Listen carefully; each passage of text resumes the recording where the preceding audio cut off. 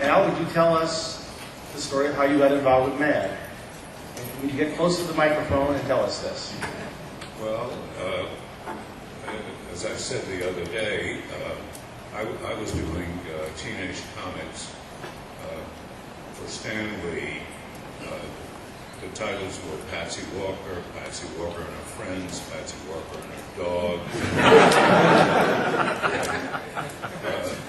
And frankly, I was making a living at it, but it really wasn't my métier. There was not much satire or humor in it. It was just, how many times can you worry about who you're going to take to the prom? I did the best I could with it, and I tried to avoid thinking about how tiresome it was becoming, and just went on doing one magazine after another. And one day I got a call from Harvey Kurtzman, who said, how would you like to work for MAD? Well,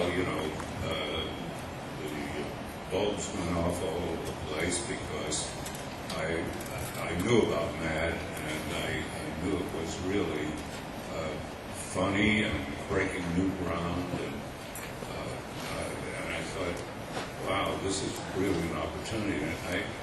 And I asked him, approximately how much I could earn, and when he mentioned what it was, it seemed, it was a lot less than I was earning at that time. So I said, Harvey, let me think about it. And then after working for 3 or 4 days without sleep in order to meet my deadline for Patsy Walker, I drove in to New York, and I was in New York City, where Time when Thomas was located. I think it was already called named Marvel at that time, but I'm not sure. And I brought it into Stan Lee, and Stan and I were friends, but he loved to make jokes. He loved to kid around and say somewhat deprecating things like, what's this garbage you're delivering today? Do I have to look at that? And I was kind of burned out at that moment, and then he pulled out a page that had come in, a sample by somebody, and it was a sample of Patsy Walker, but done by somebody who could really draw. So he said, you better look to your laurels, because look what just came in. And of course, he was kidding, because he really was satisfied with my work. The magazines were doing very, very well.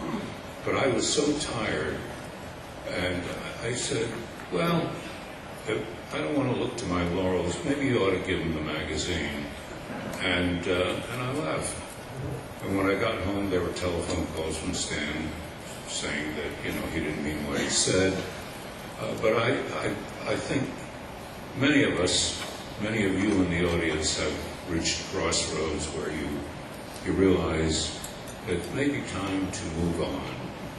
And I called up Harvey Kurtzman. Well, I told Stan that I thought the time was over for me and Patsy Walker. And I called up Harvey and I said, Harvey, I'm coming to MAD. And he said, I just quit MAD.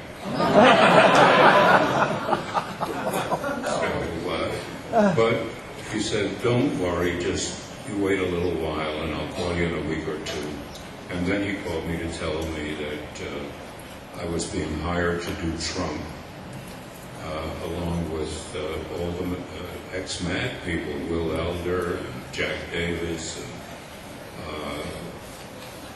part-time Wally Wood. And so I joined that group, and of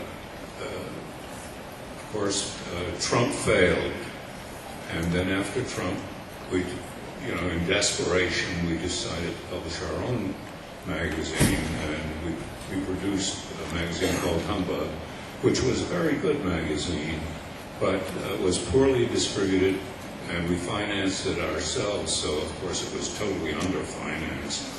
And it also died, and I wound up with a large number of scripts that I had written ahead of time for Humbug. And I just thought about it. I said, can I call Mad? Maybe they might be interested. No, they'll hate me because I joined Harvey and left Mad. But I took a chance. I had known Al Feldstein, and I called up Al and I said, look, I got a lot of scripts. If you're interested. He said, come on down. And I went down, and he went over them with Bill Gaines, and they said, hire this guy. And they bought all the scripts, and I've been with Mad ever since, and that was in 1957.